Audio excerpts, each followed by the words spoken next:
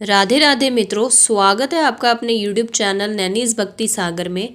मित्रों, आज की इस वीडियो में मैं आपको बताऊंगी पंचभीकु क्या है, इसका क्या महत्व है, कब से यह शुरू है, पंचभीकु का व्रत कैसे रखा जाता है और इसकी क्या विधि है, साथ साथ पंचभीकु की विशेष कथा, जिसकी कथा सुनने से आपको स्वयं साक्षात भगवान विष्णु और लक्ष्मी माता की कृपा प्राप्त होती है। तो चलिए मित्रों, वीडियो शुरू करते हैं। भीष्म पंचक क्या है? पुराणों तथा हिंदू धर्म ग्रंथों में कार्तिक महीने में भीष्म पंचक व्रत का विशेष महत्व बताया गया है। यह व्रत कार्तिक माह में शुक्ल पक्ष की एकादशी तिथि से शुरू होता है और पूर्णिमा तक चलता है। भीष्म पंचक को ही पंचभीकु के नाम से भी जाना जाता है। धर्म ग्रंथों में कार्तिक स्नान को बहुत अधिक महत्व दिया गया है, अतः कार्तिक स्नान करने वाले सभी लोग इस व्रत को करते हैं। भीष्म पितामह ने भी इस व्रत को किया था, इसीलिए यह भीष्म पंचक के नाम से भी प्रसिद्ध हुआ।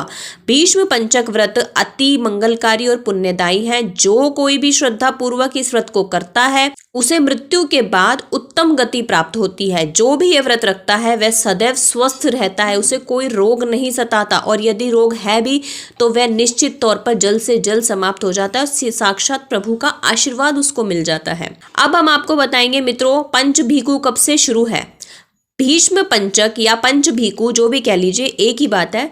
भीष्म पंचक 23 नवंबर से शुरू हो रहा है, यानी 23 नवंबर 2023 से शुरू है और इसकी समाप्ति हो रही है 27 नवंबर 2023 को। आपको बता दें मित्रों, भीष्म पंचक हर साल देव उठनी एकादशी से लेकर कार्तिक पूर्णिमा तक रहता है। यदि कोई व्यक्ति पूरी महीने का कार्तिक मास का स्नान नहीं कर पाया है तो वह यदि कार्तिक मास के अंतिम 5 दिन नहाकर भगवान की सुबह सुबह 4 बजे उठकर पूजा पाठ कर लेता है तो उसे पूरे कार्तिक महीने नहाने का जो फल होता है वह प्राप्त होता है। अब मित्रों, आपको बताएंगे भीष्म पंचक की पूजा विधि क्या है। पहला, भीष्म पंचक व्रत के समय 4 द्वार वाला एक मंडप बनाते हैं। दूसरा, मंडप को गाय के गोबर से लीपने के बाद बीच में एक वेदी बनाते हैं। वेदी यानी हवन की जो वेदी होती है, हवन कुंड जिसे कहते हैं, वो बनाते हैं।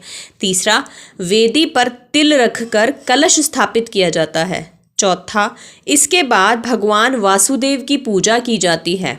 पांचवा, इस व्रत में 5 दिन तक घी के दीपक जलाए जाते हैं।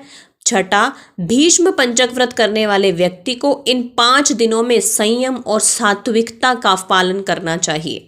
सातवां, इस दौरान भीष्म पितामह की तृप्ति के लिए आप श्राद्ध और तर्पण भी कर सकते हैं। आठवां, व्रत रखते समय किसी की भी चुगली निंदा ना करें, अपने प्रभु भक्ति में मग्न रहें।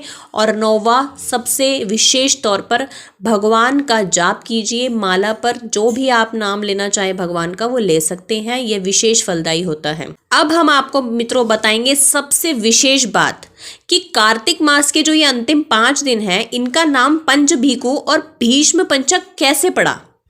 तो मित्रों, आपको बता दें, जब महाभारत युद्ध के बाद पांडवों की जीत हुई तब श्री कृष्ण पांडवों को भीष्म पितामह के पास ले गए और उनसे अनुरोध किया कि वह पांडवों को ज्ञान प्रदान करें।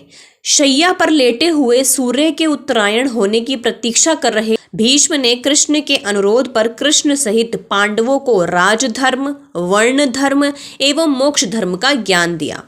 भीष्म के द्वारा ज्ञान देने का जो यह क्रम है एकादशी से लेकर पूर्णिमा की तिथि तक चलता रहा, यानी 5 दिन तक भीष्म पितामह ने पांडवों को कृष्ण जी के साथ यह ज्ञान दिया था। भीष्म ने जब पूरा ज्ञान दे दिया तब श्री कृष्ण ने कहा कि आपने जो 5 दिनों में यह ज्ञान दिया है ना, यह 5 दिन आज से अति मंगलकारी हो गए हैं और इन 5 दिनों को भविष्य में भीष्म पंचक के नाम से, यानी आप ही के नाम से जाना जाएगा।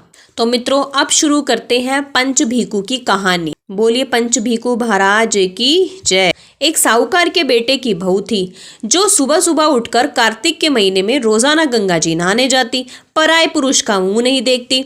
एक राजा का लड़का था, वह भी रोजाना गंगा जी नहाने जाता और सोचता कि मैं इतनी सुबह नहाने आता हूँ तो भी मेरे से पहले यहाँ पर कौन आकर नहा के चला जाता है।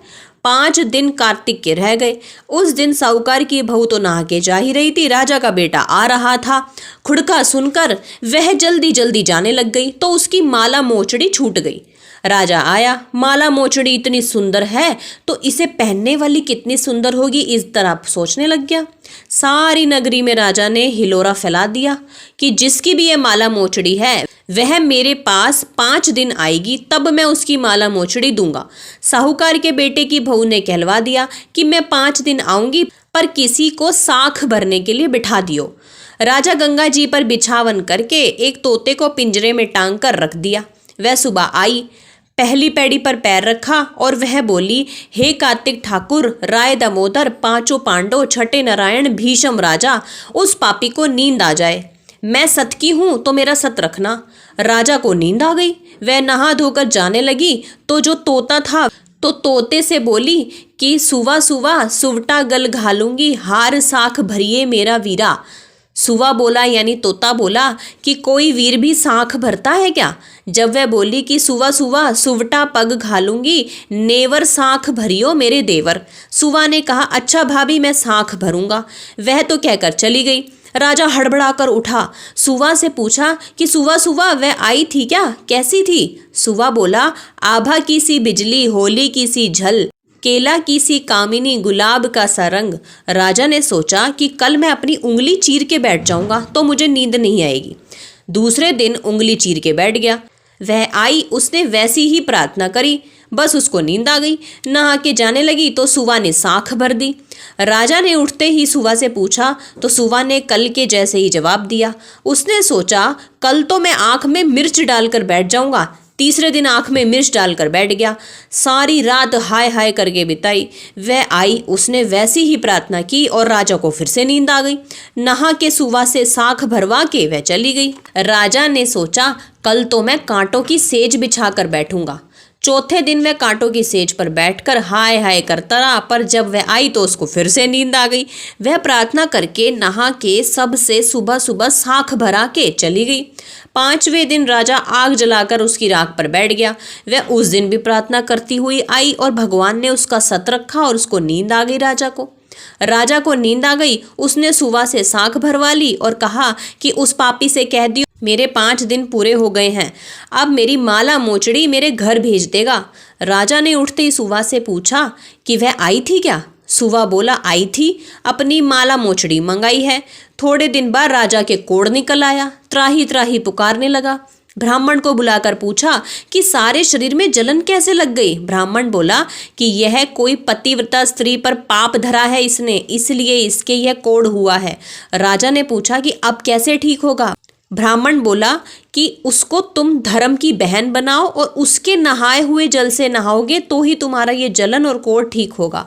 राजा माला मोचड़ी लेकर उसके घर गया और साहूकार से बोला कि ये तेरी बहू गंगा पर भूल आई थी, ये उसे दे दियो और कह देना कि अपने नहाए हुए जल से मुझे नहला दे तो मैं ठीक हो जाऊंगा। साहूकार बोला कि वह तो पराये पुरुष का मुंह तक नहीं देखती, तो तुम एक काम करना, इस नाली के नीचे बैठ जाना, जब वह नहाएगी तो तुम्हारे ऊपर पानी पड़ जाएगा।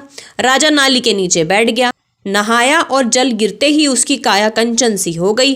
तभी कहा जाता है कि यदि कार्तिक नहाने वालों के केवल आपको दर्शन भी हो जाए तो आप अपना सौभाग्य समझना, आपके सारे दुख दूर हो जाते हैं। तो हे पंचभीकु देवता, जैसे साहूकार की बहू का सत रखा ऐसा सबका रखियो, कहते सुनते हंकारे भरते का हमारे सारे परिवार का रखियो। बोलो पंचभीकु महाराज की जय। तो मित्रों, यदि आपको हमारी ये ज्ञानवर्धक वीडियो पसंद आई हो तो इस वीडियो को लाइक करें, कमेंट करें, शेयर करें और अपने इस चैनल को सब्सक्राइब करें। राधे राधे।